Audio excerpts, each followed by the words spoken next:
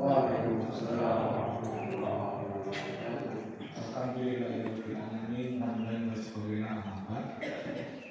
Pertama-tama yang kami hormati kepada Masjid Al-Taqwa dan organisasinya, yang kedua Bapak Ketua PTN dan para pengurusnya dan semua jamaah yang hadir di subuh ini yang dirahmati Allah Subhanahu wa Ta'ala.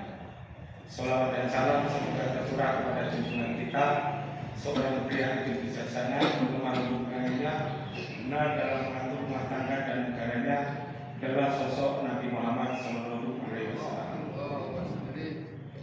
Ada di bulan suci Ramadan ini, saya mau menjelaskan mengenai tema yang menarik, sebagaimana saya kasih kunjung di beberapa masjid. Ya, ini masjid di sebelah saya kunjung. Saya masih akan dulu bukan besar. Jadi menjelaskan mengenai bagaimana apa ini mengajak orang mempergunakan Islam kelima, khususnya umroh maupun haji. Kalau kita haji plus, bukan reguler. Nah, Bapak Ibu yang dirahmati Allah Subhanahu wa Ta'ala, pada kesempatan ini saya mau menjelaskan mengenai uswatun hasanah, dua tokoh penting di dalam Al-Quran yang begitu luar biasa dan dasarnya bagaimana teladan dan contoh kepada kita agar menjadi umat Islam yang baik yang sesuai dengan kehendak Allah. Yaitu satu Nabi Ibrahim, kedua Rasulullah sendiri. Kalau Rasulullah cukup nanti Nabi Ibrahim aja saya jelaskan. Hubungannya dengan nanti umroh haji. Ya, yang pertama Nabi Ibrahim. Kenapa Nabi Ibrahim disebut salah satu tokoh uswatun hasanah? Yaitu teladan kebajikan harus kita contoh, kita teladani dalam hidup kita, apalagi di bulan Ramadan kita mulai belajar adab-adab dan lain-lain. Ya, Nabi Ibrahim disebut sebagai salah satu tokoh uswatun hasanah karena satu, beliau adalah bapak para nabi. Jadi nabi-nabi yang ada 25 nabi ini atau bahkan lebih dari tempat lain itu kebanyakan adalah keturunan dari Nabi Ibrahim.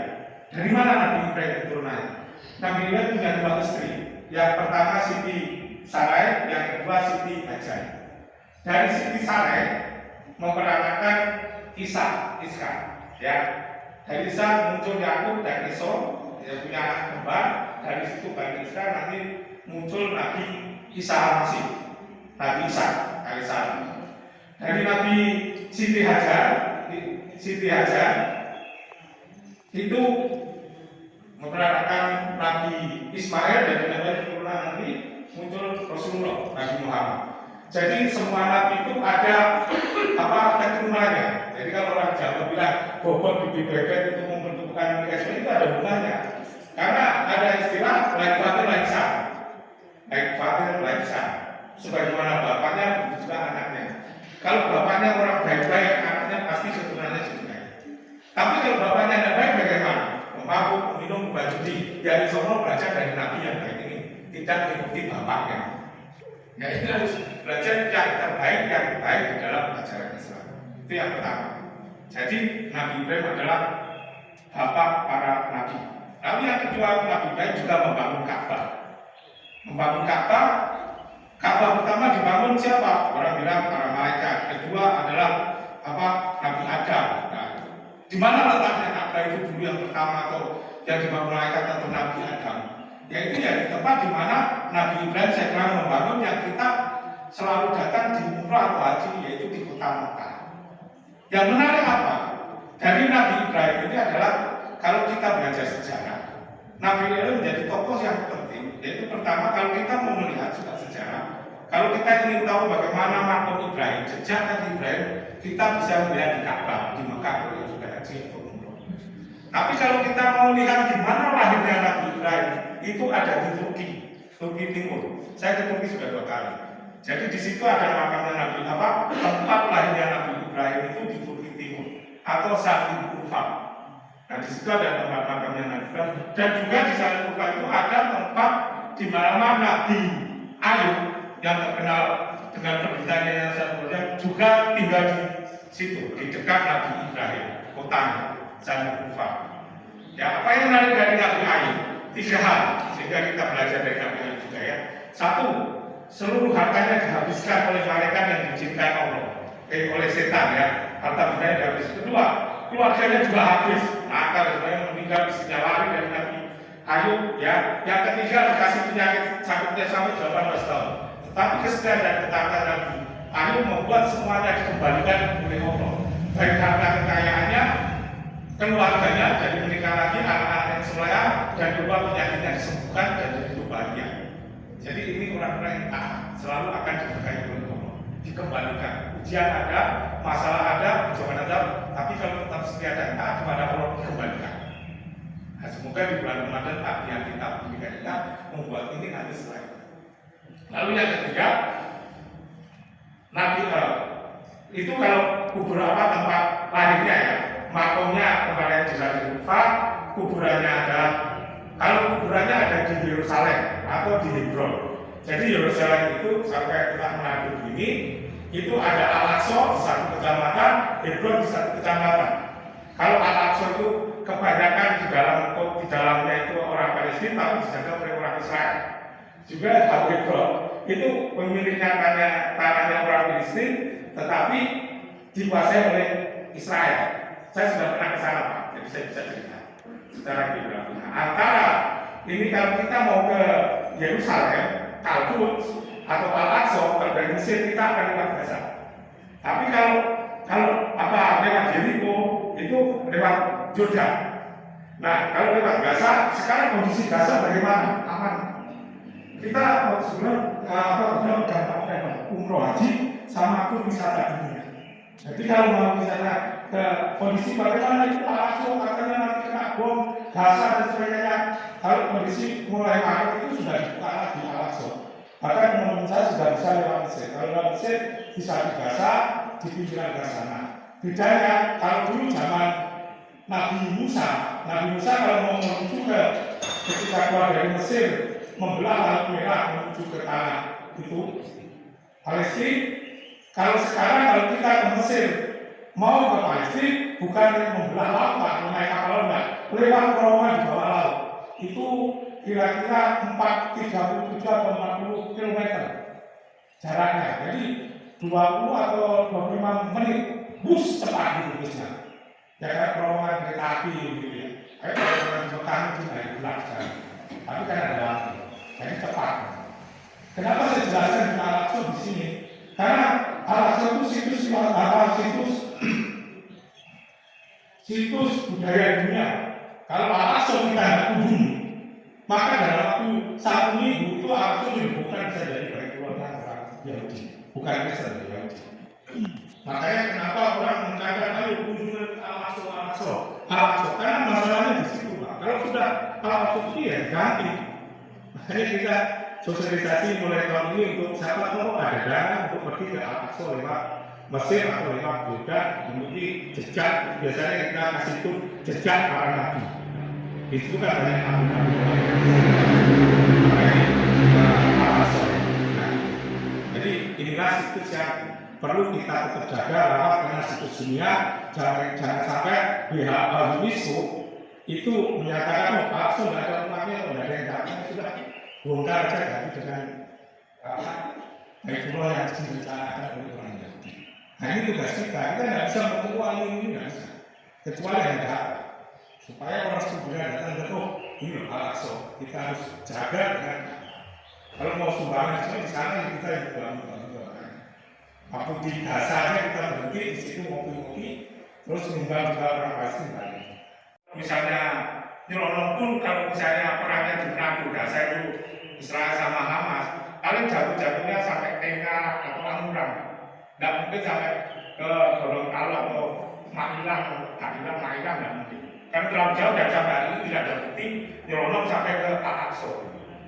Jadi ini supaya diceritakan orang tidak ditakut-takuti mengenai datang ke Al-Aqsa. Nah itu tempat kuburannya Nabi Ibrahim. Di kuburan Nabi Ibrahim itu di Hebron itu Pak, itu ada makamnya Nabi Ibrahim sama Siti Sarah, terus Ishak sama istrinya Rika. Dan di situ ada mimbar besar tokoh perang salib, yaitu Salahuddin Al-Ayyubi. Jadi tinggi sekali 5 meter ke atas utuh. Nah, di tempat itu Pak, di Hebron itu Pak, kalau kita berziarah umat muslim itu langsung masuk, Yahudi masuk. Kalau Kristen itu pakai kerudung dan bayar sedekah masuk. Jadi bukan nggak bayar, itu pakai biasa. Nah kalau hari raya itu dibagi dua. Kalau hari raya dibuka untuk hari raya Idul Fitri ini nanti dibuka untuk semuanya. Tapi kalau hari raya Yahudi juga dibuka semuanya. Kalau tidak hari raya, kalau tidak datang itu dibelah jadi dua, ditutup. Jadi satu sebelah kiri, satu sebelah kanan. Mereka juga ibadah juga Yahudi, bukan Kristen ya.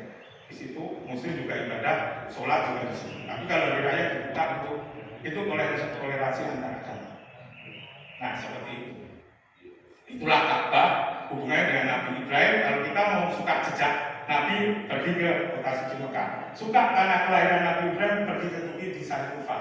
Kalau suka kita mau lihat Al-Aqsa, dan itu sebenarnya kewajiban. Kalau ada waktu, ada dana, silakan untuk menjaga situs wisata wisata dunia ya, warisan dunia. Jadi kita mari jaga. Dan yang ketiga, yang terakhir, kenapa Nabi Ibrahim saya bisa mengatakan beliau menunjukkan ketaatannya setianya kepada Allah dengan mempersembahkan, mengorbankan anaknya. Nah, jadi istiwa apa biasa kita sebut hari raya haji, hari raya Idul Adha atau hari raya Kurban. Nah, ini tidak. Apa yang menarik dari cerita Nabi Ibrahim? Oleh orang penulis, seorang profesor dari Jerman, apa yang dilakukan Nabi Ibrahim dengan mempersembahkan anaknya yang paling dicintainya ini adalah peristiwa krisis keberartian hidup. Apa artinya krisis keberartian hidup? Memberikan orang dicintainya kepada Allah ke yang lain, yaitu bahwa orang itu hidup dalam cinta, dalam kebahagiaan orang-orang yang dicintai. Ketika orang hidup di dalam kebahagiaan, di dalam orang-orang yang dicintai itu ditinggalkan, diambil, maka dia akan mengalami krisis. Biasanya senang-senang, rame-rame, makan bersama, hari bersama, jalan-jalan, sekarang semua itu hilang. Ketika itu semua hilang, itulah menjadi krisis. Itulah yang dialami Nabi Ibrahim. Dalam kenyataan bagaimana maksudnya? Kalau kita ditinggalkan orang yang kita cintai, yaitu orang anak kita meninggal, pasangan itu meninggal, maka itu penderitaan luar biasa. Apa itu penderitaan? Berpisah dengan orang yang kita cintai dan bersama dengan orang yang biasa-biasa tidak kita cintai, itu penderitaan. Nah itulah penderitaan dalam hidup. Nah itulah yang dialami Nabi Ibrahim dalam kenyataan kalau kita ditinggalkan oleh orang yang kita cintai. Nah pengalaman ini sudah diajarkan oleh Nabi Ibrahim. Meskipun demikian, Nabi Ibrahim tetap taat melakukan apa yang diinginkan Allah. Atau dalam penyakit, kalau Allah sudah ambil, kita harus ikhlaskan. Harus kita taati apa yang menjadi jalan Allah, apa yang menjadi kehendak Allah. Karena dengan ketaatan kepada Allah, berarti Allah lebih tahu apa yang harus kita lakukan, kita kerjakan dibanding daripada kita menyesali, tidak terima, ataupun sesuatu yang membuat kita tidak ikhlas. Insya Allah pelajaran dari pengorbanan anak dari Nabi Ibrahim belajar kita untuk kesetiaan dan ketaatan kepada Allah. Nah itu mengenai Nabi Ibrahim. Terakhir Rasulullah ini. Rasulullah yang menarik adalah mengenai tiga hal, yaitu mengenai karakter beliau yang selalu menjadi kita belajar. Karena di bulan Ramadan ini kita belajar dari beliau. Yang pertama adalah karakter sidik, amanah, tabligh maupun fatonah. Itu selalu yang ditentukan, ditekankan. Ada belajar dari Rasulullah 4 hari ini. Di akhir Ramadan ini kita di 10 hari terakhir kita belajar dari Rasulullah dengan kita belajar untuk berdoa. Di bulan Ramadan ini ya Allah di Al-Baqarah Al-Quran nomor 186 Allah memberitahu kepada Rasulullah agar umatnya berdoa. Karena pada waktu berdoa Allah akan ampuni dosanya. Jadi kita diingatkan manfaat doa. Doa yang banyak manfaatnya, satu adalah bisa memohon ampunan Allah, kedua meredam murka Allah, ketiga juga menjauhkan kita dari bahaya malapetaka dan celaka. Dan di 10 hari kedua kita belajar dari Al-Quran. Rasulullah juga dengan di Al-Baqarah 185 baik bahwa Al-Quran adalah obat dan juga rahmat bagi umat mukmin. Jadi sebagai obat, insya Allah Al-Quran menjadi kekuatan kita nanti untuk tidak harus bergantung pada dokter, pada dukun, paranormal. Kalau kita sakit, kepada Al-Quran pun menjadi kekuatan Dan itu di 10 hari kedua kita ingatkan bahwa Al-Quran berfungsi sebagai obat dan rahmat. Nah, sebagai rahmat, maka kita juga diajak untuk menjadi rahmatan lil alamin bersama Rasulullah, agar kita menurut Rasulullah menjadi rahmat bagi alam semesta, menjadi berkat bagi orang lain, bukan menjadi masalah kekacauan bagi orang lain. Dan 10 hari ketiga kita suruh di hari-hari yang ganjil untuk mencari Lailatul Qadar, yaitu malam penuh kemuliaan, malam yang lebih baik daripada 1000 bulan. Kalau kita di Madinah itu sama dengan Arba'in 10 hari, 40 hari, yaitu malam itu sama dengan mengejar 10 bulan, mengejar 1000 bulan atau malam penuh kemuliaan. Insya Allah ini bermanfaat di bulan suci Ramadan ini. Insya Allah membawa kita berkah, akan menjadi berkah untuk tahun-tahun berikutnya. Ihdinas siratal mustaqim. Wassalamualaikum warahmatullahi wabarakatuh. Waalaikumsalam.